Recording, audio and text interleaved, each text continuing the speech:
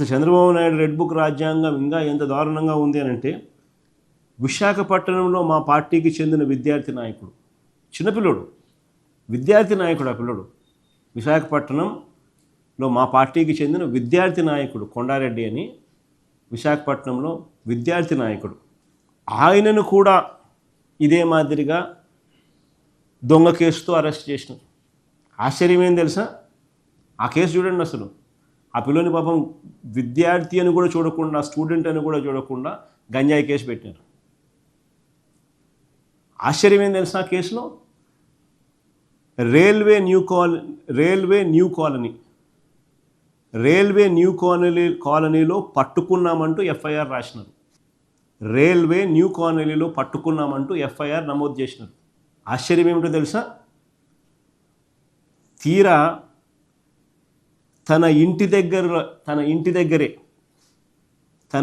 దగ్గరే దగ్గరలో ఉన్న టిఫిన్ సెంటర్కు కొండారెడ్డి వెళ్తుండగా మద్దిలపాలెం వద్ద అడ్డగించి మరీ అదుపులోకి తీసుకున్నట్టు సీసీ కెమెరా ఫుటేజ్ ఉంది.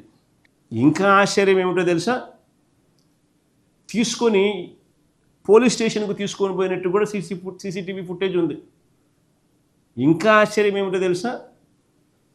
పోలీస్ స్టేషన్లో ఆ పిల్లోని పెట్టుకొని ఆ పిల్లోని బైకు 14 కిలోమీటర్లు తీసుకొని పోయినారు రైల్వే న్యూ కాలనీ లేకి. ఆ బైక్లో జీపీఎస్ ట్రాకర్ ఉంది కాబట్టి పోలీస్ స్టేషన్ నుంచి అక్కడికి బైక్ పోయినట్టు జీపీఎస్లో ట్రాక్ అయింది. తీసుకొని పోయి ఆ పిల్లోడు అక్కడ అరెస్ట్ బుక్ చేసి, అక్కడ గంజాయి అని చెప్పి గంజాయి దొరికిందని ఆ పిల్లోని అక్కడ అరెస్ట్ బుక్ చేసినారు.